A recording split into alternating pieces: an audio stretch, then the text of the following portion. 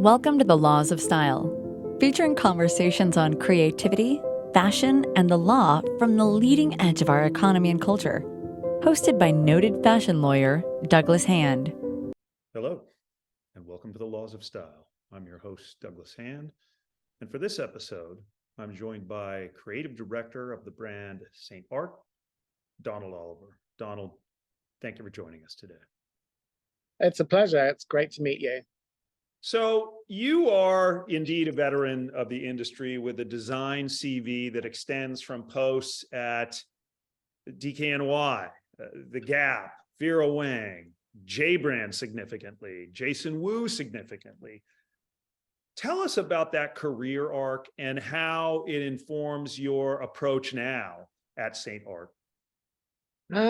Right. It's so funny. I've never been called a veteran. I've worked for a couple of veterans in the industry, never hearing my name as a veteran, but I guess you're right. I've been in the industry for over 30 years and have worked for some amazing people, as you mentioned. And, I started my career as a graphic designer. I grew up in Zimbabwe, so it was not an easy career option. And I studied graphics and worked my way in through denim and wash development. And so really working with these people was essentially about denim in the beginning. Okay. So it all started with denim as the focus. And as my career progressed and as I got more and more senior, apparel started creeping into my repertoire and to things that I enjoyed. I think I've learned so many different things from so many different people throughout my career. Obviously, working at Levi's in the early days of my career has taught me so much about denim and denim development and wash techniques. And then obviously Calvin, I think Calvin probably being hands down the most influential design veteran that I've worked with as far as what I've learned and what I've taken away to my own personal aesthetic has been so influential. It's sort of the heart to what I do at St. Art today. Vera Wang taught me embellishment and decoration, and Jason taught me sensuality and fluidity and drape. And, so I've learned a lot and gathered a lot from the most incredible people in the industry. I also, Donna's 5 to 10 easy pieces in the early 90s was a big calling card for me with regard to how I started building the collection with Caroline, the founder of St. Art. We wanted to create key items and core styles that were the bedrock of the seasonal collection and continue to stay there to this day. And that sort of influenced me working with people like Donna and Calvin. Well, you mentioned two others. So veteran indeed, you like me, the decades just sort of go by and They sure do. Yeah. But it's interesting, experience at Levi's, experience at the Gap as juxtaposed really by what you're doing now, what you did with Jason Wu, the sort of high-low of commerce within fashion. How did that inform your design ethos? As you're approaching design for the Gap or Levi's, there are certain commercial realities, I suppose, that you're right. Do you prefer to work within that box, or do you like to be unbridled, so to speak, at more of a luxury price point? Look, I think for me, a designer's challenge is always the challenge, right? So whatever you're given, the challenge is to create. And I think what I try and do in every role I've ever had, whether it's sort of commercial, Gap, real estate, or high-end couture designs with Jason Wu and Vera, the challenge is always there. It's always about creating something that people want and creating something that you're proud of. And no matter what the price point is, the challenge is still there. It's got to be aspirational. It's got to be wanted. And, I've never really shied away from any of that. Of course, I love more expensive things. It's just an aesthetic. I think most designers pick things that are most expensive when they're looking at fabrics. I seem to have a knack at picking the most expensive fabric on a rack when I go to a fabric show. I think it's a challenge both ways to make that work.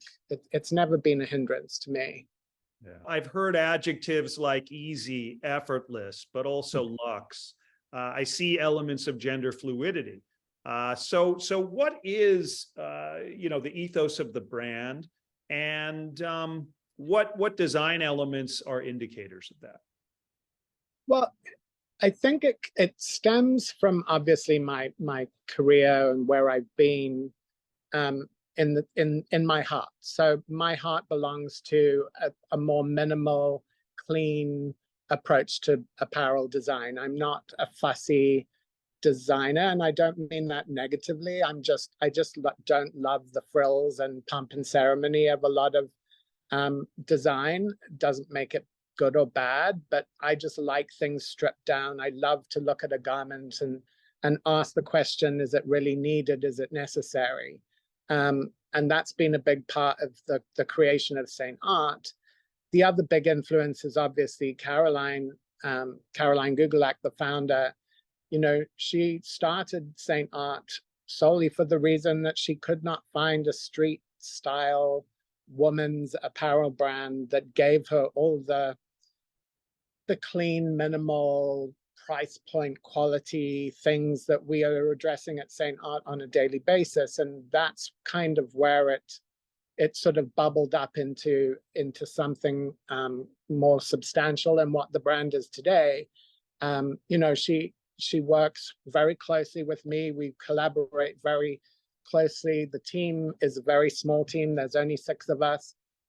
So the creative process is very different than I've had before. As a creative director here, I work with Caroline essentially as my muse. If she's looking for something, we address that. Recently, she was looking for a jersey top, and we addressed that. We put it into the collection, and it's now part of the collection. It's a very give and take relationship, and that the minimal, clean. And minimal can be overused a lot, I think. My idea is I never want somebody to go up to a rack and pull something off a rack and say, oh, how do I wear this? How do I put it on? What do I wear it with? So this idea of creating something that a woman or a man or somebody wants to put against their body, I think is really important. And that's essentially the brand DNA. Is it has to be comfortable, it has to be wearable, and in that sense it becomes effortless, because it's not wearing you. Right. Well, you mentioned street style earlier, which is a term that can be taken in a lot of ways. Some people refer to street style as urban. In some cases, they refer to street style as, street style photographers who are capturing people who are wearing rather outrageous things because they want to be photographed, candidly. But what does it mean for you and for your brand? Well, I'm going to bring up Calvin a lot, clearly, in this podcast, but in the early days at Calvin, it was 2000 and CK1 was just launching as a fragrance, and a lot of the talk at Calvin in those days had been about street style and about this idea of off-duty models and how they would come into castings looking just amazing, and this sort of effortless approach to how they put themselves together, and they would walk in, male and female, just looking so incredibly nonchalant and effortless. And that was sort of the sort of seed to the whole thing for me, which is also what I loved about joining Saint Art and the team here, is that it's sort of a perfect fit for me. The idea of recreating that person, that character, is part of the design struggle. Well, and it must be nice to have a founder who's also an in-house muse because, that can be hard to find or it can fluctuate. And I think in ways when it does fluctuate, there can be some confusion about the design perspective. Yeah, look, I think that Caroline's very vocal about what she likes and what she doesn't like. I think so are consumers. Things sell sometimes and things don't sell, and that's them being vocal. I think the challenge for every designer is to make things that make people feel a certain way. So she's been amazing that way. She also wears clothes in a way that I'm inspired by, and that's going back to that street style. It's sort of a way of wearing clothes that just I see girls on the street or guys on the street, and I'm just blown away by how they put themselves together, and it looks so natural. It doesn't look forced. It looks easy, but yet so cool. And that's something that I really pay attention to. Well, so you were born in Paisley, Scotland. You grew up in Zimbabwe on a flower and ostrich farm. I mean, this is the most exotic upbringing I can really think of. How did those early life experiences, and even if this is part of it, that geography, lead you to design, and how do they inform those designs? Well, I will tell you right now, I don't think that growing up on the farm was exotic in my mind. I've seen ostriches up close too. They're rather ugly, and they're not very pleasant either. But all jokes aside, I think for me, it was a need to do something creative in a world that, Zimbabwe wasn't the easiest place to grow up as a gay man. And, I couldn't wait to get out and explore the world and use my creativity in a way that I believed I could. I thought I was going to be a graphic designer. As I said, I trained as a graphic designer. So I always thought that was going to be my vocation. And even though during those days on the farm, I would sit with my sketch pad and a pencil and sketch these amazing women with crazy hairdos and all these crazy outfits. And it was obviously always something inside me that I wanted to do, and a drive. And I have pride in the fact that I work really hard to get where I need to go.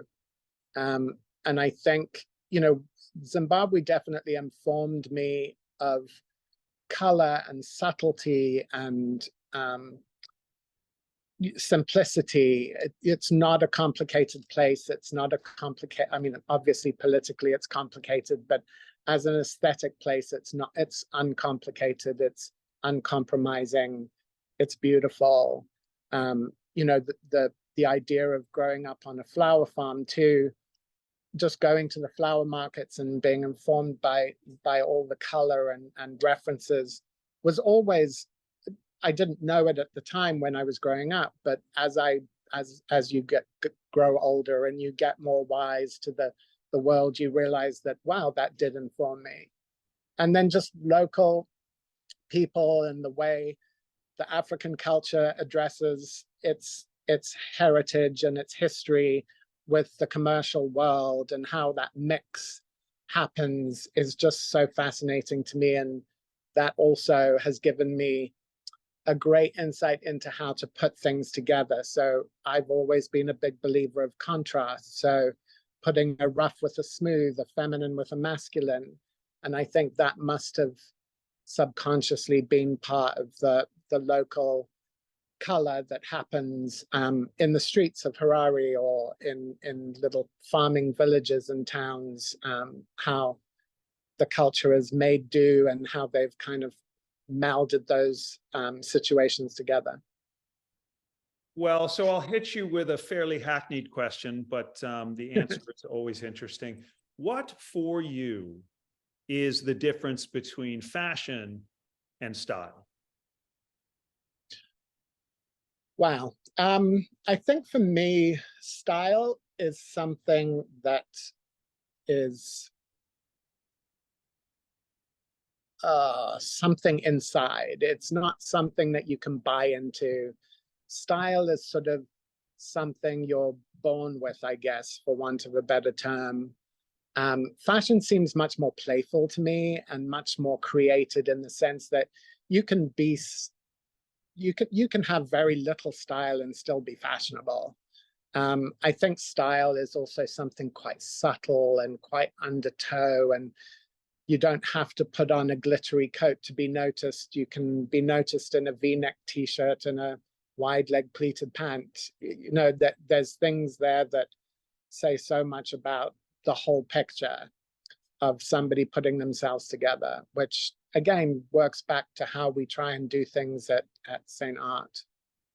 Yeah, there's a reason they call it the fashion industry and not the style industry. So I think that's so true.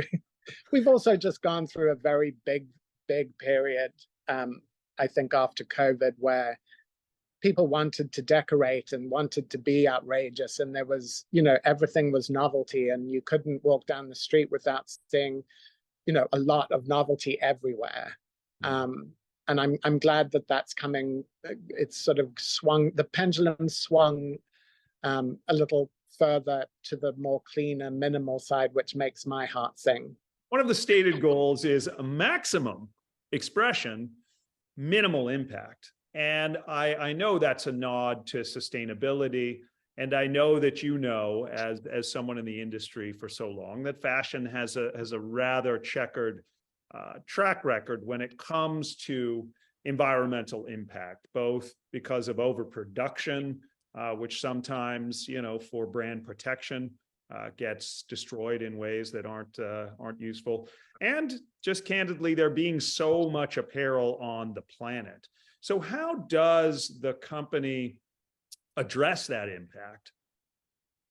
Well, it's simple in a way, although not simple, as the industry can testify to. It's not easy to be sustainable with the way things currently and in the past have worked. So what we have done, and this is what drew me to Caroline, was the fact that she was able to look at how companies deal with things and how the current state of affairs is. So a company goes to market and shows the collection, and they have to produce it, and they have to make 300 of the style. And we don't know what the reaction is to the customers and the style. Will they like it, won't they? And there's 300 units of it made because there's a minimum and there's a fabric minimum. So what we've done, and it's very simple, we've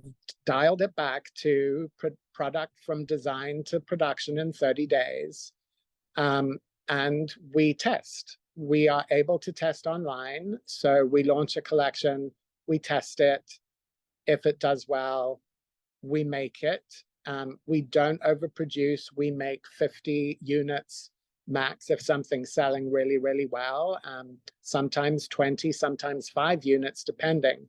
So what's lovely about that is it allows me as a creative person to be able to say, wow, it would be nice to try this and get it online and shoot it with the model that I like and create the image and the character that I want to. But it also allows us to test it. And we've had some amazing surprises. I remember a coat, the Millie coat, which is a patent leather, a faux leather blue coat with a bright blue lining. And I would never have been able to do that in the past. I would have put it on the rack. It would have attracted attention, but nobody would have purchased it. And so Caroline saw this fabric on the table and she was like, oh, I'd love that in that coat that we did last season. And we made it. I was not convinced it was going to sell. And we've recut it and relaunched it every season in exactly the same color. And it does exactly the same units every season. So, you know, those are the things that I think allow us to never overcut. There's so little waste. Our inventory, as I said, as we started, is downstairs. in this single office room. It's pretty amazing when you really look at what we've been able to achieve. Do you think that that is a model that is scalable? In other words, to the macro problem of the environment and an industry which is somewhat predicated upon changing what it is that you purchased from in fashion to out of fashion, such that you can then purchase the new thing that is in fashion? Yeah, I think look, I think we're early days, right? We're scaling now, and we're making sure that we're producing core or key items, as we call them, things that are never on sale, they never go out. We keep them constant. We have our tuxedos, so tuxedo dressing was a big part of the aesthetic when we launched, and that has continued to sell. We have a washable charmeuse that is a program that we add styles to every season, and we continue to deliver the 3 styles that are core. And those are the constants. So we can buy and manufacture more of those because we know they're a constant. We don't mark them down. There's so little wastage. And sometimes, we haven't got it right all the time. We have sold out and we haven't been able to get back into the inventory. So, those are all part of the learning curve that any company will go through. And, we're always willing to admit that we will make mistakes along the way, but we will learn from those mistakes to build a better model. Yeah. Well, and sometimes that urgency is a good thing. I mean, yes, you lose out on sales when you run out of a particular style that is selling well. But by virtue of that, you create that demand for perhaps, the next season's item that is doing spectacularly at retail. Yeah, I mean, we can test on direct to consumer. So testing direct to consumer allows us to be much more confident going into wholesale. So the wholesale collection is built off key items and core product that we really know works and sells. So there's a little bit more assurance in certain things. There's always going to be a risk on trend and stuff that is very flighty, but the purpose of that is also to make sure that the collection feels new and it feels interesting and exciting. It's sort of what I call the Magpie effect. People see it bright and shiny and they run to it, but they actually pick up something that is a staple and something very core, and hopefully buy both. But the idea is that we will be able to test those things, have a little bit more of a read, so that we're not producing mass volumes of items that just sit there and don't sell. Yeah. And then we also do work with a number of different fabric suppliers that have availability and remnants. So, we try every which way to make sure that we're being able to get back into things. We're not waiting for the fabric to be produced and mass produced, which has been amazing because part of my design process is to create a palette of fabric and texture and color up front. I'm not a designer that thinks of an idea or a character and then designs and then finds fabric. I've always been, it must be my denim days, with everything from denim comes from fabric first. So I've always believed in creating the palette and the color and concept of the collection with fabric and then designing into it. Well, that's raw material is important indeed. But I want to touch on fast fashion and just get your thoughts on you mentioned kind of the flashy thing that maybe draws a consumer in, but in the fast fashion model, some of those flashy things are very moderately priced, and you have people purchasing them serially because they're affordable. What are your thoughts on fast fashion in the industry? Well, it's such a hard question because we are fast fashion in the sense that we do it quickly. Mhm. We aren't fast fashion in the sense that we are manufacturing and designing throwaway items. The idea of Saint Art is that you buy something and it lasts. The fabrics and the manufacturing and the details that we put into product is really important to us. And I don't think anybody would pick up one of our tuxedos and say, oh, I'll wear this a couple of times and then I'll throw it away. Or I'll move on to the next thing. That's not the philosophy of what we do. And, we try and make sure that the fabric, like our tuxedos, are a two-way stretch twill.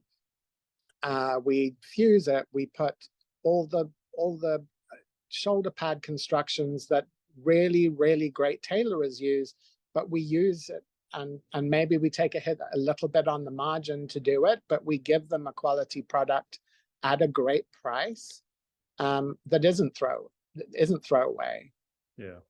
Yeah. The adjective fast and slow, because there is, slow fashion, can be misnomers in that regard, because I agree with you that a direct to consumer model like St. Art's is fast, and that is an actual environmental benefit to reduce wastage when it comes to overstock.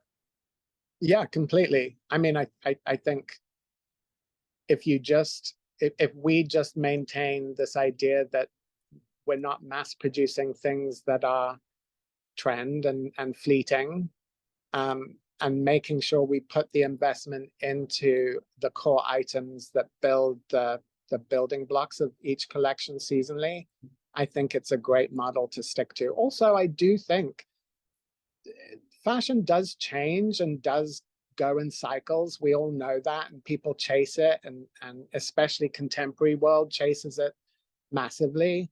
I think the philosophy for us and the design philosophy around it is to maybe not chase as much, make sure that the core product is there, and you have wardrobe builders, and then the little the sprinkles on top sort of give you the newness and the novelty. It's not all novelty, and it's not all rethought and redesigned every season. We also, on the sustainable front, can't do that, and also the size of the team.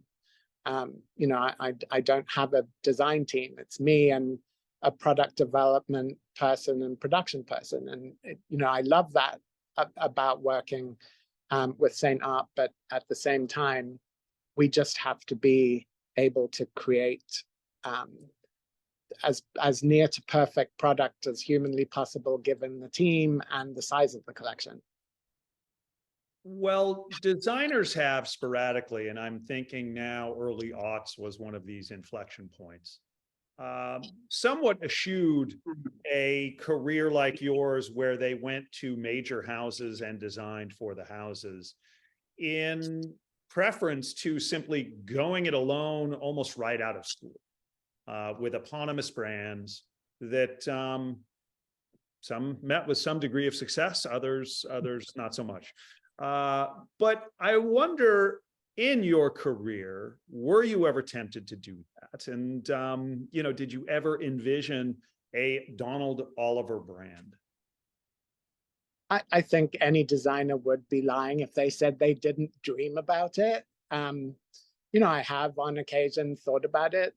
I think it boils down to the fact that I'm dyslexic and I'm not good with numbers, and they scare me, and finance scares me. And so working with people, especially like Caroline, who have so much, savvy around finance and around the algorithms and the information, and just how it's much more of a thought process than, and this is not to say she's not creative, but that's her thing, and my thing is creative. And I think we found this gel and this unison, which for me has been an amazing part of my career. I think it's been one of the turning points for me, even at this late stage.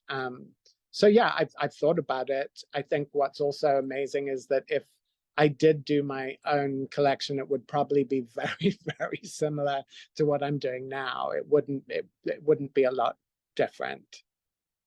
Well, you really have hit on, I mean, I teach a course on fashion law that also MBA students attend. And, you know, a lot of them feel that from a startup perspective, young brands can be really hamstrung by the inability of founders who are the designers to really run the business. And it is an extremely nuanced business. You have the benefit of someone with those capabilities, but that also is inspirational to the brand and has a point of view, which maybe she can't, you know, go sketch, but she can work with you to help bring those things, you know, into realization. That partnership is absolutely fundamental when it comes to a startup brand. But on startup fashion brands, and particularly because Saint Art is direct to consumer, I wonder if you think that starting up a fashion brand today in a direct to consumer model is more or less expensive than starting up a brand under the wholesale model, where you were selling not directly to your consumers, but largely to big wholesale accounts like a Nordstrom's or a Bergdorf's or Barney's when they existed, you know, subject to whatever your price point was. No, I think, look, I knew very little about direct to consumer brands in general. When I joined Saint Art and started working with Caroline comes from that world. I definitely did not. So it was a huge learning curve for me. And I think what we were able to do is focus in on what was important. We made some mistakes going along the way, as every brand does. And I think we learned from those mistakes. So we were shooting product and launching product every month in the beginning. And we were shooting it in, you know, in the studio here or on the streets of New York. And it was a very creative time, and I loved doing it. And, you know, yes, it was pricey, but we did it on a budget that worked.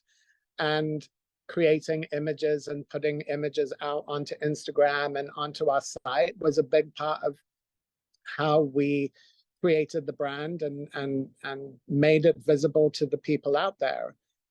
I think there has been a big push into focusing that down more and making it much more focused. So not trying to be everything to everybody, making sure that the influencers that we use are the right influencers and who aesthetically sort of work with the brand and don't jar the brand. So being very, very honest and specific about who we are as a brand, and being very clear about that. I think that a lot of brands want it just out there, right? They want their label out there and they want it seen on, you know, whoever it is. And I think we've been very strategic about how that's built. And we also, you know, this is all testament to Caroline in the sense that she has worked with us to create that, but also not gone out and like just flooded it.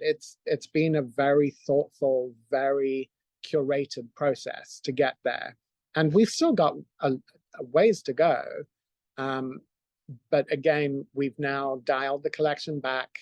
We don't do nearly as many drops, and when we shoot the lookbook, and we do little drops here and there to sort of spice things up. And we shoot those. Our photographer used to be our financial planning person. She just happened to be very creative on the camera. And, you know, I pulled favors and we got some amazing girls to work with us in the beginning. And that's kind of how we did it. Yeah, those are the salad days of startups, you know, where people are wearing multiple hats and you're getting it done chewing gum and chicken wire, right? But you're getting it done. And there is a sort of esprit de corps associated with that. Is that energizing at this stage of your career relative to some of the larger corporate positions you've had? Yeah, I mean, it's sort of opened my eyes to the creative process again. I hadn't sketched in ages, and now I'm sketching and working with the pattern maker and fitting. I've always loved to fit, but for me, it's really brought the creative process into the front and center, and then also being able to create it and style it. We don't bring in stylists. We just don't have budgets to do big shoots. And everything you see on the website is a creative direction from myself, and obviously talking to the team and brainstorming about what it could be. And that's really, really important and very fulfilling. Creating a lookbook that you're really proud of, and styling it with very little pomp and ceremony, I think has been really enlightening. And if people haven't done it, I would suggest they do it. It's really incredible. And yes, I think it's very different from my merchandising design meetings at Gap. But I learned so much from those meetings. I learned how to be able to edit in a way that I would never have been able to if I hadn't gone to a company as commercial and as corporate as the Gap. And bringing that into my role today, I hope that Caroline would say that I do have a left and right brain, and I do work that way. I don't just frivolously design things. I'm a little bit more merchant design than most.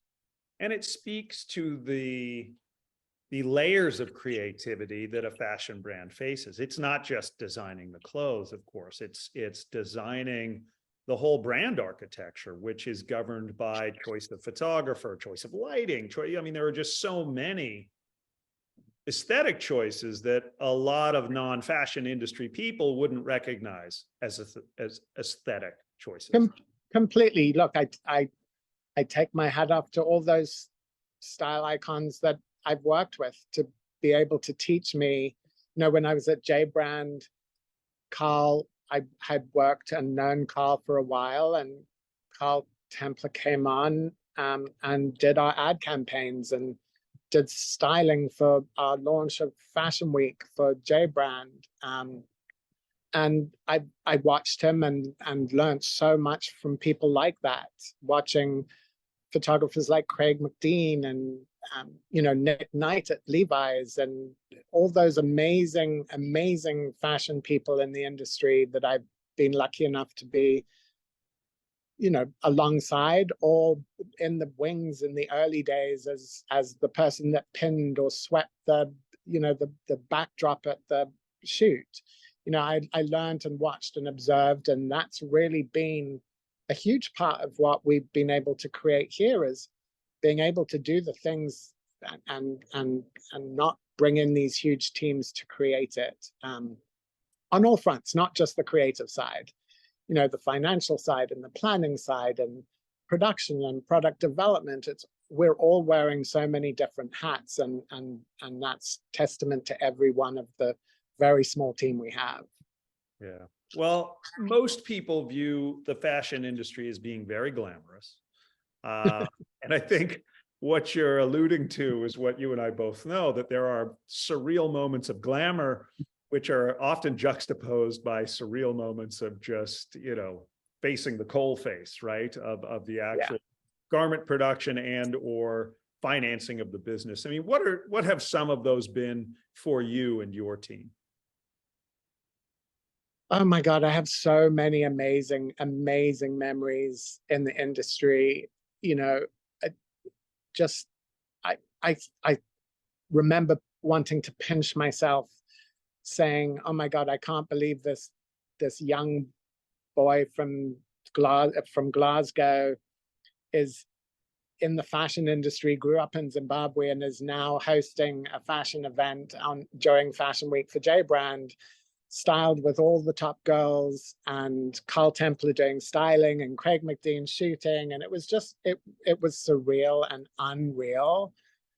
what people don't see is what the lead up to that is, and the creative process in creating the collection, and how much travel and how much of the life it takes from you on a daily basis. You know, you commit to it in a different way.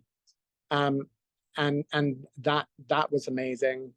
You know, my days going to parties, you know, at Calvin Klein, and being sat next to Fran Lebowitz and Molly Shannon from Saturday Night Live because of his relationship with his daughter. And it was just amazing times. And, you know, those are the times that I will remember. And I love to tell stories, but it's certainly not all glamorous. They're very fleeting moments, and the images that you're capturing in those shoots are even more fleeting. They're there 1 minute and they're gone the next. I do love the fact that the internet has been able to keep a lot of those images alive, and they're a representation of who I am as a designer. And so that's a plus. Well, sticking with glamour for a moment, who were some of your style inspirations, past or present, men or women, living or dead? Oh God. Right now, I think the collaboration with Raf Simons and Miuccia Prada is just unbelievable. I think that the idea of modernity and dressing and clothing in what they're creating together is phenomenal. You know, Calvin has always been such a huge part of, you know, my aesthetic and who I look towards. I go back and look at old shows on Vogue.com runway and just admire just the simplicity and ease of everything that he does. So, you know, there's so many, Carl Templer, you know, Craig McDean. There've been some, I mean, Craig McDean just happens to shoot a woman in the middle of doing something, and it just looks so fresh and so unbelievably aspirational. And, you know, those are the people that turn my heads and make my heart beat. Well, let's stick on this thread slightly and pivot it to global cities. So what, and I'll ask you to list out three. What three cities for you have you been inspired by, perhaps continue to be inspired by, in terms of the personal style of the men and women who live in it? Yeah, I think I obviously have to say New York. New York for me is more about the street. It's more about this juxtaposition of street and urban mixed with fashion and high trend. And also this idea that I love that New Yorkers don't look like they give a hoot. You know, I think that it gives you that ease and that sensibility of I don't care. London, I lived in London for what, 15 years, and London just for me is more about fashion. It's not about style, it's more about fashion. And just the way people experiment and play with fashion in London is just so inspirational.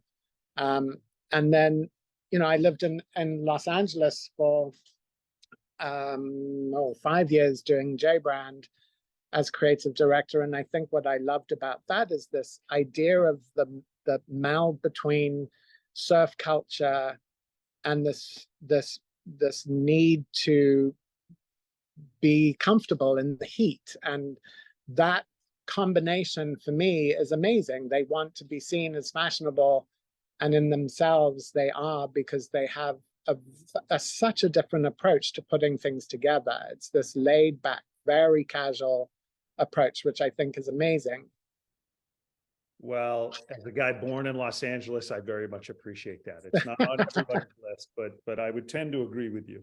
You have to look a little harder for it, because it's not, I mean, everyone's in a car, so it's not easy to find, but it definitely is there. Yeah, no, you're right that sort of encapsulation in the automobile, and that recognition that throughout most of the day, it's only your car that's going to be seen and your head poking out of it than what you're wearing, I think for a lot of Angelenos has made them a little bit lazy in terms of personal style, even if they have it. And the great walking cities are always ones in which, you know, people Yeah. really do get prepared. I mean, obviously there's Paris, and Paris for me is about style. There's a Parisian style that is inherent, and it's part of them as people. But you know, I prefer the more casual approach to dressing. It's just a personal preference. I am myself a very casual dresser, so that's why I like. Me less so. But traditionally, there has been a very clear dichotomy between men's fashion, women's fashion. We have, over the last decade, certainly commercially, seen that bleed into more gender fluid offerings. Right. Do you feel that that is just a fashionable moment, or do you feel that that is with us to stay in the future? Because certainly when one looks at the lifetime of human beings, there's been a lot more gender fluid dressing over the millennia than there has been in the last 100 or 200 years. Yeah, and look, I don't have a crystal ball. I'd love to have a crystal ball in fashion. I think that would be an amazing thing to carry around, but I don't. And I think for me, I hope it's not a fleeting moment. I hope that people feel like they can dress in whatever they want to, and if it makes them feel a certain way, then why not? You know, I wonder what my sensibility and my fashion sense would have been if I had grown up in New York in this time and this era, and being able to wear whatever I wanted without, you know, without the stigma. And yes, there's still stigma involved, but without the issues that I would have had growing up in Zimbabwe, for instance. I wonder how that would have informed me. And that's encouraging. It makes me happy inside that people can express themselves in this very open and unusual way in my eyes, but not in their eyes. And I think that that's refreshing, and that's what fashion is all about. It should be refreshing. It should be pushing boundaries. It should be creating a look for yourself. And that's what excites me about the things that are going on in today's world. Yeah, well, and certainly that anything is on offer if you feel compelled by it. In other words, you know, the straitjacket of maybe the 50s and 60s and 70s of menswear being very, very rigid in terms of what was on offer. I think women had great options during those times, but certainly men, you know, you were almost literally straitjacketed into traditional masculine styles, whereas today there's much more exploration. And you're right, it's an easier, I think, socially accepted, you know, right. So one doesn't feel uncomfortable, candidly. Yeah, it's funny. I've been, you know, I wear a lot of Rick Owen and have been a fan of his for many years. So, you know, I've put on a skirt occasionally from Rick Owens, and I felt like empowered and fashionable and cool, and I love the way that makes me feel. And I don't do it often, but I love it when I do it, and that's that's so refreshing to me that kids are going to be able to do that without the stigma and without the feeling awkwardness that I think I probably felt. Well, other than all the brands you've worked for and Rick Owens, what are some other contemporary brands that you appreciate from a style perspective? It's so funny because there are so many, and all for different reasons. I think people like Kate, although it's like, is it contemporary? It used to be. I don't think it's so contemporary now, but Kate, I think, is just so amazing in what they've done and how they've pushed the brand to be this fashion force in the US, I think is so admirable. I think Frankie Sharp is another contemporary brand that I think does an amazing job at creating a point of view and a character that is aspirational and achievable. I think Nili Lotan, for just those sheer basics, both men's and women's, I think are also really amazing, and the taste level and the fabrics and things that she uses is incredible. So there's, they're there for different reasons. Kate, about creating this amazing woman and character with a fashion sensibility that's so New York. And then Nili Lotan for the fact that it's a similar woman, but much more casual and maybe a little bit more West Coast than East Coast. But those are some of the brands. Rachel Comey too, for a completely different reason. They all have very strong points of view, and that's what I aspire to do with anything I've ever worked with, is to create this point of view that nobody's confused. I think Calvin also taught me that is you've got to create this image of a brand that is not confusing to everybody. So be crystal clear in what you put out. And I think he was amazing at that. Well, and perhaps in some ways this would explain, brands taking perspectives, but also wanting sometimes to bridge between consumers. Brand collaborations have really driven part of the fashion conversation for the last decade. What do you think about them? How does Saint Art approach that? And do you think that again that those are just a trend, or that those will be with us for a long time? Yeah, I mean, my days at J Brand, we did collaborations then. We were denim experts, and designers came to us to produce denim for them and collaborate on collections of denim. Christopher Kane was a big part of my introduction to J Brand. When I first started at J Brand as creative director, he was the person that we chose to collaborate. And J Brand did collaborations on a seasonal basis because of what it did for our brand, as well as for the brands we were working with or the collections we were designing for. So I love them. I think that some of them have been much more successful than others. I think the twist and giving somebody something to think about is amazing, but also working with people where they are the experts is key. Like we would love to do a shoe collaboration with somebody who does an amazing trainer or a boot or something that we have no experience in. I don't have any. I have done accessories in my past, but I'm not an accessories designer, so I would rely on somebody's expertise to be able to do that. Outerwear is another one that I think we would love to do, and we're not there yet. I don't think we're just quite ready for a collaboration right now, but we definitely would be interested in doing them in the future, I think, with the brands that I had specified earlier.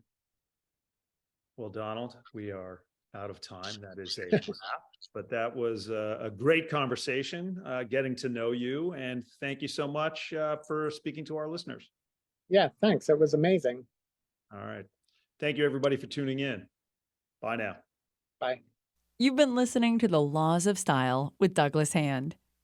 For more information, go to our website at www.hballp.com.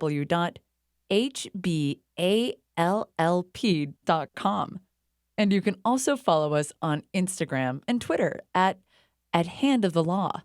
Thank you for tuning in, and stay stylish.